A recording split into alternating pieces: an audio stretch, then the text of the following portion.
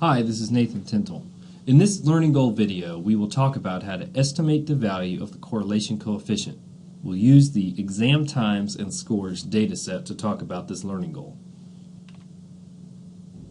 The correlation coefficient is a number that ranges between -1 and 1, and it gives us information about the strength and direction of linear form scatterplots. R is a commonly used symbol for the sample correlation coefficient. If R, the correlation coefficient, is 0, this indicates that there's no association between the two quantitative variables.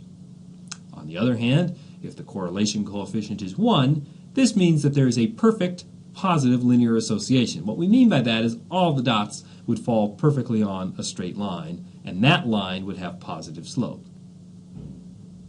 -1 means that all the dots on the scatter plot fall on a straight line that has a negative slope. We have an applet called the Correlation Guessing Game Applet that can help get you to the point where you can estimate correlation well just by looking at the scatter plot.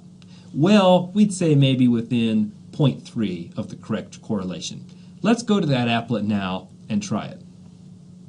So I've clicked on the Correlation Guessing Game Applet on the ISI Applets page. I've entered 100 for the number of points because the more points you have, the easier it will be to guess the correlation. So let's click New Sample.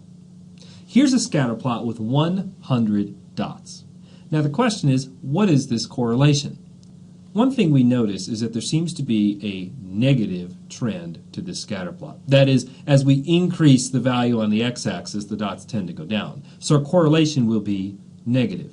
This is a fairly modest correlation. So let's click a guess for our correlation and see how close we are. I'm going to guess -0.3.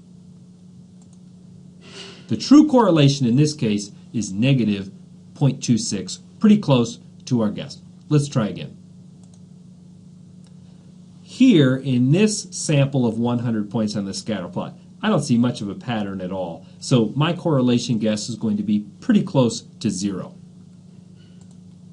In this case, the true correlation is almost exactly 0. 1.98 times 10 to the minus 4th. That's like 0.0001. Let's try another. Now, in this case, we can see a fairly strong positive trend. So my correlation here will probably be a number like 0.6 or maybe even 0.7. True correlation, 0.58. So you see how the game works. This is something that you can play on your own to get a good sense of what a correlation is.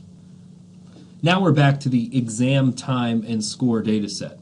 The correlation here is -0.56, showing us that we have a negative trend. As time goes up, score tends to go down with a moderate correlation of 0.56. A few words of caution. The correlation coefficient is only reasonable at describing a linear association. Very strong curved associations may have small correlation values. The correlation coefficient has a very big, messy equation, which we don't show you here. Just realize that there is a fair bit of messy math going into getting that number from a scatter plot. The correlation coefficient itself is unitless. That is, we don't say -0.56 watts. It's just -0.56. Finally, the correlation coefficient is a number. Some people in common everyday language use the term correlation. In our context, we would use the word association, reserving the term correlation coefficient to mean a specific number, not to talk about a general association between two variables.